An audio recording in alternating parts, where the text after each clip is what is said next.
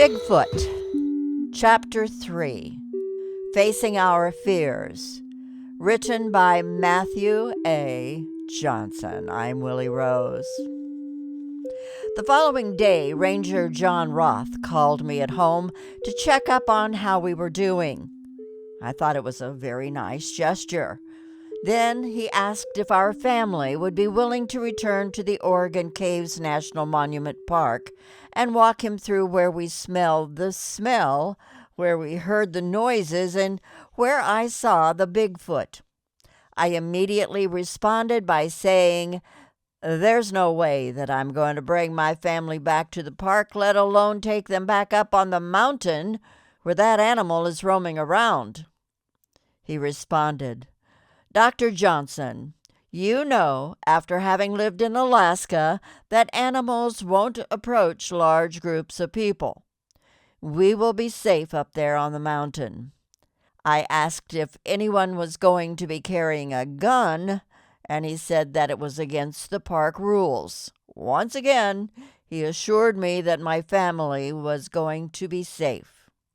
He gave me the phone number of John Freitas, a Bigfoot researcher and retired police officer from Northern California. He told me that John would be coming along with Scott Harriet, another Bigfoot researcher, and that it might make me feel more comfortable if I talked with him first. I called up John and talked with him for about half an hour. He reassured me that the Bigfoot would not attack us and that we would be safe.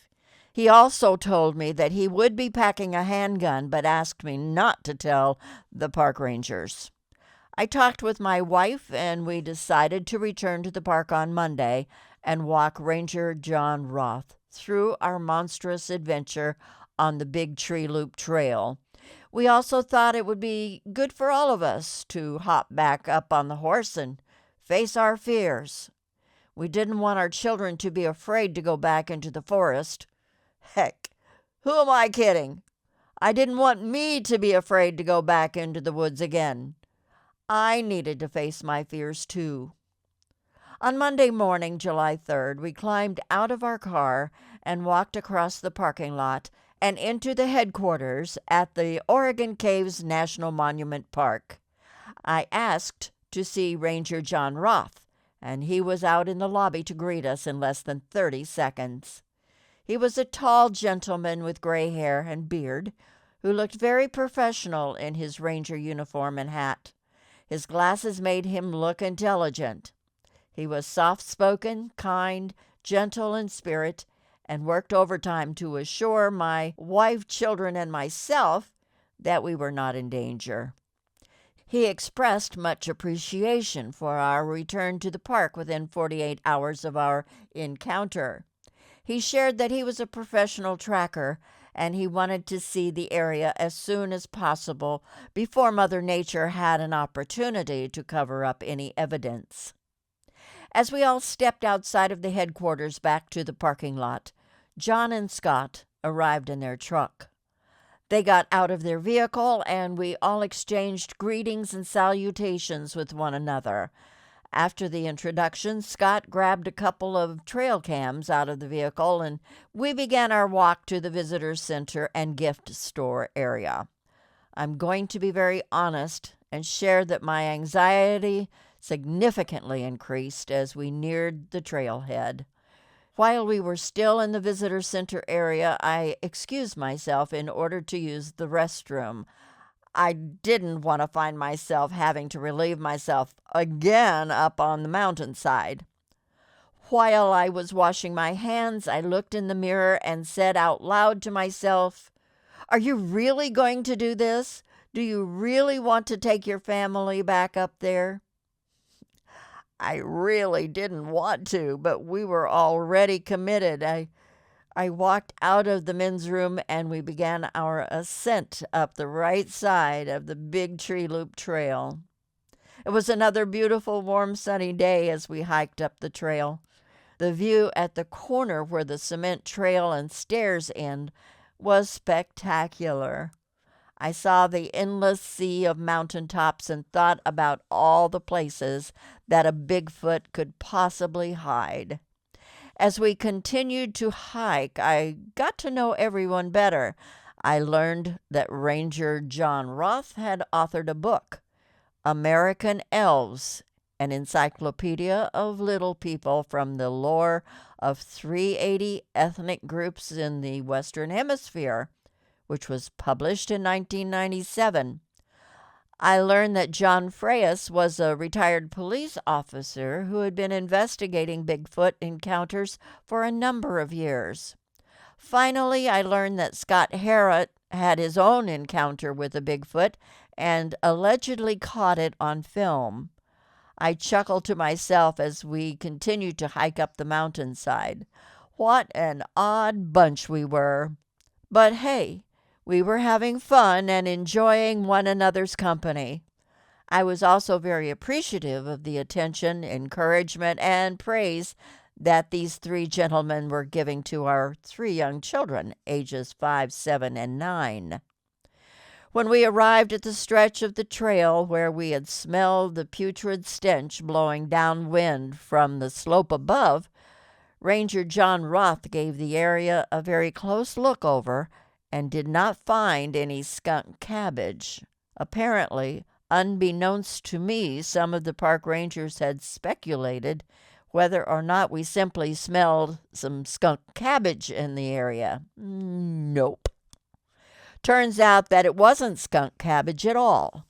Evidence confirmation box number 1 was checked off.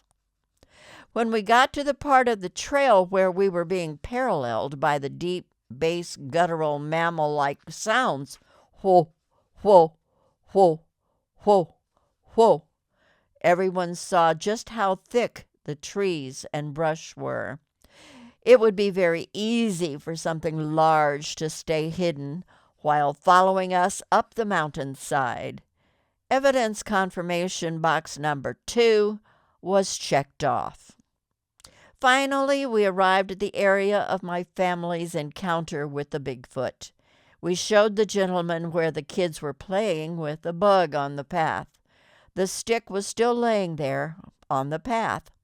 Then I hiked up through the brush and trees and shouted down to the gentleman on the trail that this is where I did my business and where I was standing when I saw the Bigfoot watching my wife and children.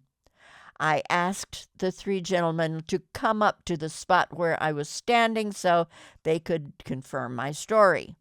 They thanked me but said they didn't think it was necessary. I asserted myself and strongly insisted that they come up the hill and look at the poop and paper on the ground. I wanted them to confirm that I was telling the truth about everything. I also wanted them to see the vantage point that I had behind the natural blind when I spotted the Bigfoot. They couldn't argue with my logic, so they all hiked up the hill. They confirmed that they saw the poop and paper on the ground. Granted, it wasn't a pretty sight. Nevertheless, it was necessary in order to confirm the veracity of our story. They also appreciated seeing the vantage point that I had from behind the natural blind. It helped them to see the view and angles I had while looking down the slope of the mountainside. Evidence confirmation box number 3 was checked off. We walked back down the slope through the brush and trees and reached the trail where my wife and children were patiently waiting. Then Ranger John Roth asked all of us to stay on the trail while he walked down slope to the area where I had spotted the Bigfoot. He was a professional tracker, and he wanted to give the area a thorough look over without any human interference. After about 30 minutes, Ranger John Roth called all of us down the slope to where he was standing. He said, "Something very big moved through this area in the past 24 to 48 hours. I also discovered an animal trail over there that parallels the hiking trail." He started walking us down the animal trail, and then he stopped us and pointed to a track on the ground. He squatted down on the ground while we gathered around him, being very careful not to step on the track. While pointing at the track on the ground with his finger, Ranger John Roth stated, "This is not a bear track. It's too long for a bear track." It most certainly was too long for a bear track. I wear a size 16 shoe, which is approximately 14.5 inches long. The track we were looking at dwarfed my shoe. Then he stated, "This is a Bigfoot track. However, you need to know that the park has a policy that we will not take a public position with the media regarding the existence of the Bigfoot species within the park boundaries." I could tell by looking at everyone else that their minds were spinning just like mine was spinning. What did Ranger John Roth just say? The park has a policy that they won't take a public position with the media regarding the existence of the Bigfoot species within the park boundaries? I thought for a moment and said to myself, in order to have a policy, they would have to have a group of people sitting down around a table in a conference room talking with one another to create such a policy. Then I said to myself, they wouldn't be sitting down in a room creating a policy unless something had happened in order to cause them to want to create such a policy. Finally, I stated out loud, "This isn't the first time this has happened, is it?" Ranger John Roth simply smiled at me and said nothing. His silence said enough, and his smile confirmed my hunch. Before we hiked back down the right side of the Big Tree Loop Trail, Scott Harriet asked Ranger John Roth if he could hang up a couple of trail cams in the area. Permission was granted and Scott went to work. Afterwards, he asked us not to tell anyone else that he had hung up some trail cams because he had a lot of money invested in his equipment. We promised not to tell anyone. Eventually, we returned to the bottom of the trail, said our goodbyes, and drove back home.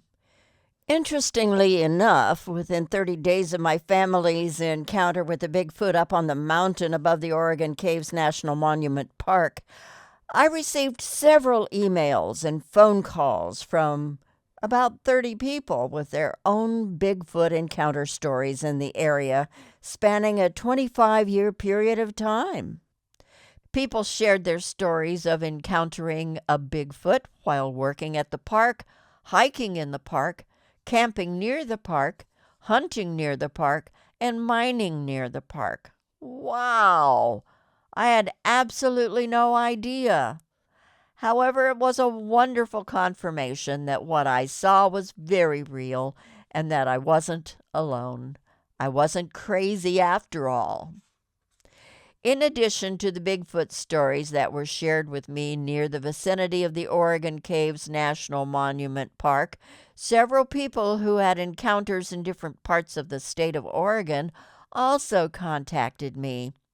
The witnesses came out of the woodwork and were from all walks of life: pastors, teachers, principals, policemen, businessmen, hairdressers, coaches, biologists, attorneys, judges, realtors, loggers, and hunters. While sitting in my office, my secretary buzzed me and told me that a judge was calling me from Portland, Oregon. My mind immediately began brainstorming about which one of my private practice clients could possibly be involved in a legal or civil case 250 miles to the north of Grants Pass. I picked up the phone and received the shock of my life. The judge told me about his Bigfoot encounter while hunting near the Mount Hood area a few years earlier. He said, "I got an early start in the morning while hunting near Mount Hood. After several hours of no luck, I sat on a stump positioned on a tree line overlooking a clear-cut area. While eating my sandwich, I heard some heavy-footed bipedal steps coming through the trees, approaching the tree line. It was about 150 yards upwind from me. All of a sudden, I saw Bigfoot walk out into the open, and he began to walk into the clear-cut area around all of the stumps. I could hear a small plane approaching from the south. Apparently, the Bigfoot heard it too, and what he did next totally amazed me. He squatted down, bent forward with his arms around his legs, and held his position as if he were one of the several stumps in the clear-cut area. After the small plane flew over and was out of sight, the Bigfoot stood back up and completed his walk through the stumps to the other side of the clear-cut area. I was blown away, stopped my hunting, and went straight home. Then he stated, "I just had to call you and let you know that I admire your courage for coming out publicly with your story. I also wanted to let you know that you're not crazy. The Bigfoot species are very real." I was excited and said, "That's an awesome story, and thanks so very much for taking the time out of your day to call me and share it with me. When the media contacts me about my story, can I have them give you a call too? It would be a great cooperation." He said, "I'm sorry, but I won't be able to do that. I want to, but I can't. I'm a judge, and coming out publicly with my story would discredit me and cause me to get booted off the bench. I hope you understand." I assured him that I understood and thanked him again for taking the time to call me and share his story with me. About a week later, another gentleman contacted me at my private practice office. He introduced himself to me as an Oregon State Trooper. He shared a hunting story with me that occurred about 2 years prior to the phone call. He had been out elk hunting with his daughter and her husband. He was driving his truck down a logging road up in the mountains outside of Roseburg, Oregon. Then he said suddenly my daughter was screaming from the back seat of the cab, "Stop the truck! Stop the truck!" So I stopped the truck just in time to see some rocks sliding down the mountainside onto the road in front of us. A few seconds later, an adult female Sasquatch stepped down the hill through the trees and onto the road in front of our pickup truck. It was only about 50 or 60 feet in front of us. She just stood there looking at us. I said, "Wow, that's an amazing story," he responded. "I'm not done yet, son." Suddenly, an adult male Sasquatch walked up the hill from the left side of the logging road and popped out of the trees onto the road between our truck and the female Sasquatch. He stood there staring at us for about a minute. Then he took 3 steps in our direction, and he looked frustrated with us. My daughter started screaming from the back seat, "Back up! Back the truck up!" So I did. I backed us up another 30 feet. The male Sasquatch stopped, turned around, and walked back to the adult female. Then they both walked off the logging road into the trees and out of sight. That ended our hunting season for that year. The forest has never been the same since. I asked him if I could send the media his way when they contacted me. He replied, "Son, I don't want or need any media attention. I'm a high-ranking officer in the Oregon State Trooper Organization. I'm 2 years away from retirement. I'm not willing to take the risk of losing everything that I worked so hard to gain. But that's why I wanted to call you and share my story with you. I wanted to let you know that your courage to come out publicly with your story is very impressive, especially because you have a private practice. I also wanted to let you know that you're not alone and that you're not crazy." I shared with him that my father had been an Oregon State Trooper for 25 years. I respected his position, vulnerability, and appreciated his taking the time to contact me to share his story with me. I also took the time to share the judge's story with him, as well as a few other stories that were shared with me. He thanked me for my time, and we hung up. Although it was nice to hear about another Bigfoot encounter from a very credible witness, it was frustrating to hear once again that he was unwilling to take a public stance. Could you imagine the public response if a licensed clinical psychologist, a judge, and an Oregon State trooper all came out publicly with their encounter stories during the same summer? Finally, a sweet elderly couple who lived in Klamath Falls, Oregon, called my favorite story into me. They shared their names with me and told me that they were in their mid-80s. They told me that they were driving up to the Crater Lake area when they experienced their Bigfoot sighting. The elderly gentleman said, "Dr. Johnson, we saw a Bigfoot walk across the highway in front of our car. It was about 50 yards in front of us. It had to be about 8 or 9 feet tall. He saw us coming and crossed the road in a hurry. He only took a couple of steps to do it. Anyway, Dr. Johnson, we're just calling to let you know that we saw one too, and to let you know that you're not crazy. My family's encounter with a Bigfoot on the side of the mountain above the Oregon Caves National Monument Park certainly opened my eyes to a species that I never knew really existed. Prior to our encounter, Bigfoot was just a myth and legend, a cool campfire story to tell while roasting hot dogs and marshmallows. Suddenly, everyone and his brother and mother were calling me or emailing me and were telling me about their encounters too. It was wonderful, cooperative information to receive. Most important of all, it was nice to have it confirmed by so many people from all walks of life that I wasn't crazy. They saw one too. The phone calls and emails never stopped. I kept meeting so many interesting people, both locally and from abroad. Many of them wanted to hear my story as well as share their story with me too. I lost 2 private practice clients as a result of coming out publicly with my story. However, I gained 1 new client too. He said, "I knew that if you were truthful enough to tell the world that you saw Bigfoot, then you would be truthful to call me on my crap while I'm in therapy with you." That was quite the compliment, and affirmed to me that I had made the right decision. The ultimate affirmation that I made the right decision to report our Bigfoot encounter to the Oregon Caves National Monument Park headquarters occurred while I was attending the 2001 Spring Conference of the Oregon Psychological Association, the OPA. The conference opened up in a large ballroom at a hotel in Portland, Oregon.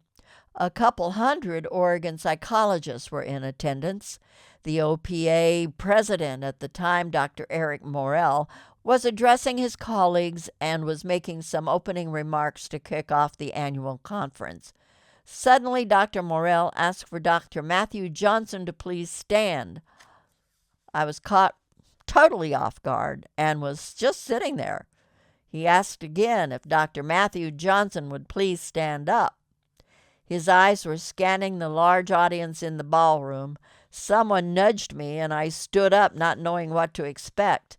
He looked at me and smiled. Then he stated in front of everyone, "Ladies and gentlemen, I would like to introduce you to the psychologist who looked Bigfoot in the eyes and had the courage to speak up and tell the world about it. Thank you, Dr. Johnson, for your courage." I smiled, nodded my head, and gave a quick wave to Dr. Morrell. However, what happened next moved me to the point of silent tears. The entire group of psychologists stood up on their feet and gave me a standing ovation.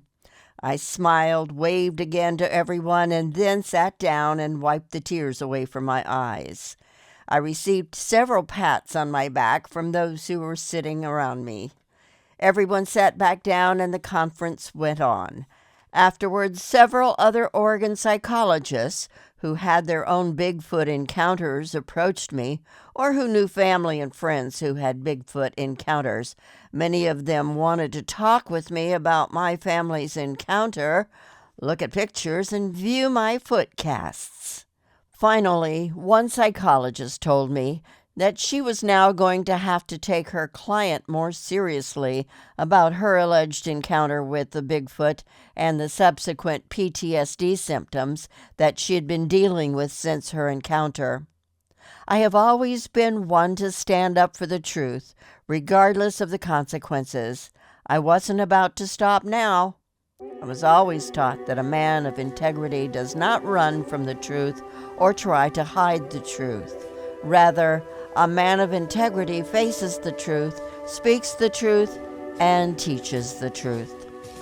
Besides, I was beginning to make a lot of really cool local friends in Grants Pass, Oregon, as well as around the USA. That's the end of Chapter 3. Stay tuned for Chapter 4, The Elephant Man. Bigfoot is written by Matthew A. Johnson. I'm Willi Rose. See you shortly.